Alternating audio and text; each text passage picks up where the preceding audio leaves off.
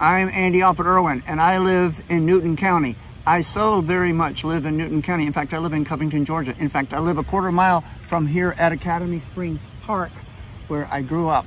And my first real job was catching tadpoles in that pond right yonder for $1 a piece for R.H. Patterson to put in his frog and fish pond behind his house. And that was good money back when I was in 3rd and 4th grade.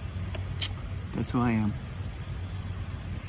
Tell us about how you came to identify as an environmentalist, or what those words mean to you and how you came to embrace them. Identify. It's not as much formal education as it is growing up playing in these woods. My friends Ed Crawford and Johnny Norrington and Kenny Norrington, we would get on our bikes. We would follow Town Branch all the way to Flat Rock and slide on the granite, which is now all gone because of the bypass. And then when we were bad kids, we would go to the rock quarry and jump off the cliffs and go swimming.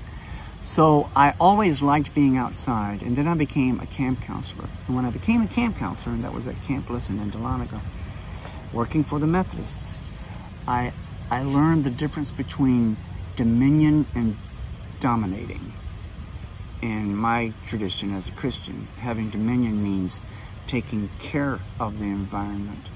And then much later, working with my very best friend, Ron Balthazar, who is now retired, but he was director of the Sustainability Certificate at the University of Georgia. And remember, the longer your title, the less your rank. He taught me a very important lesson that something we all kind of intuitively know, those of us who think about these things, but there's a relationship, or a root relationship, between the words economy and ecology. Those two things share a root. So some of it's just logical.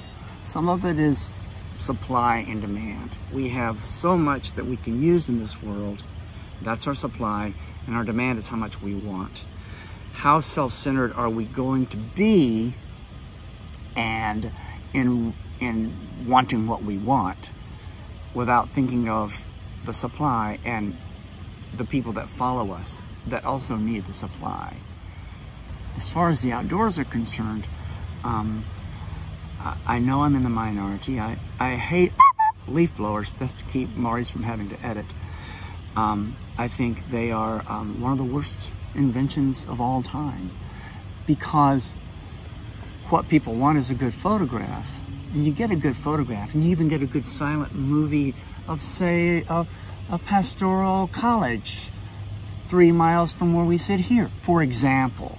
It looks really great, but the blankety-blank noise takes away anything that's pastoral, anything that's tranquil. So there's the emotional element of it, where I love the outdoors. I know that I am harmed by the noise. And Michael, who's holding this iPhone, he and I were just talking, and something he said, when I was a kid, I didn't have the language or the vocabulary to express it, and then as we grow older, we understand more. I learned recently, flat out fact, hard science fact, noise. Right on cue. That's exposure for a long time to noise truly affects memory. In other words, running a leaf blower makes you stupider. That's not just a value judgment, that's a factual judgment. I grew up with rakes. I know people who use leaf blowers, Scott's honor, use their leaf blower, go in the house, take a shower, get in their moisture wicking clothes and their fancy shoes, and go for a run to return to their homes instead of using a rake, which would have saved them a whole mess of steps. And then they have the lawn service people come, and they have the lawn service people blow away their pine straw, and then they buy bales of pine straw from the lawn service people. I'm in the wrong business, you know. This is what I should have done. That's what it should have been. And that's what I mean by simplicity